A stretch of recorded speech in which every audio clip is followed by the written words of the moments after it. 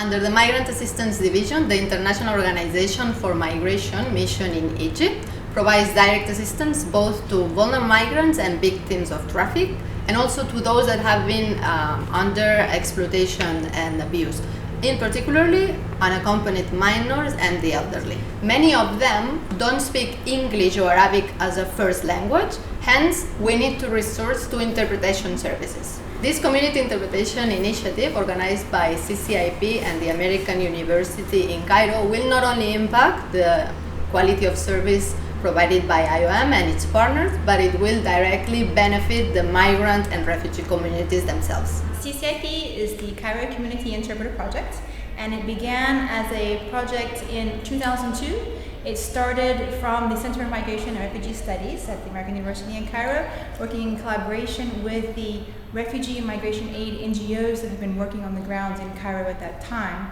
because they were seeing organically that a lot of the services that were being provided relied on an interpreter to carry out the work of refugee and migrant aid. The CCIP curriculum is based on a body of experience and standard community interpreting training topics and materials, whether that be sometimes called community interpreting or sometimes it's called public service interpreting, depending on the country where it's practiced.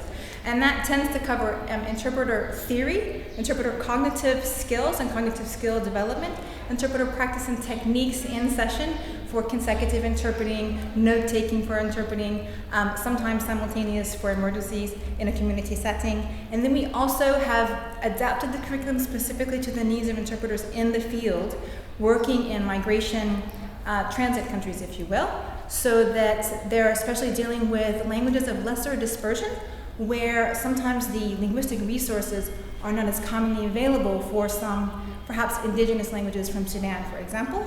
So we also work with the interpreters on how to build their own glossaries and do their own linguistic research so that the accuracy of their interpretation is also upgraded. I've been in Cairo for about 5 to 6 years. I've been working as an interpreter now for about 12 years. And sometimes we face difficulties in this kind of field. I also have been doing a lot of things that are not related to interpreting. As a social worker, sometimes I get involved in interpreting even when I'm not supposed to. But all of it, I have done a lot, which has given me a lot of experiences for interpreting. Also, in this particular course that we are doing now, I have come to realize that as an interpreter, there are some certain things you should not do, and I'm expecting to gain more. I have learned a lot, and by the grace of God, I'm expecting to gain more from it, which will help me in the future to become a professional interpreter. We don't only train and build up the capacity of the interpreters, but we also work with the NGOs and with the international organizations to build the capacity of the organization, its staff, and also its program policies regarding language access, so that when you have a trained interpreter come in to work, they're able to make the most benefit of the person's training and experience. So whenever we do an interpreting training, we also, if we're working in the case with IOM, we're doing caseworker training so that everyone in the entire system, the entire multilingual system of service provision, is able to enhance the communication efficacy so that both the program outcomes can benefit and also the target community can benefit.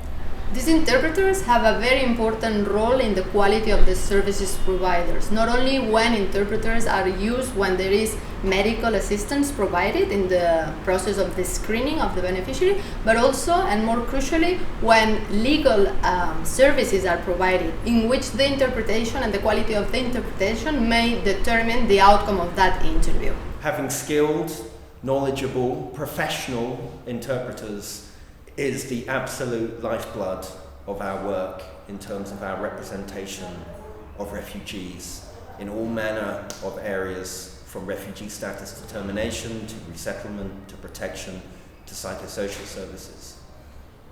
We need them. Without them, we just can't do our work.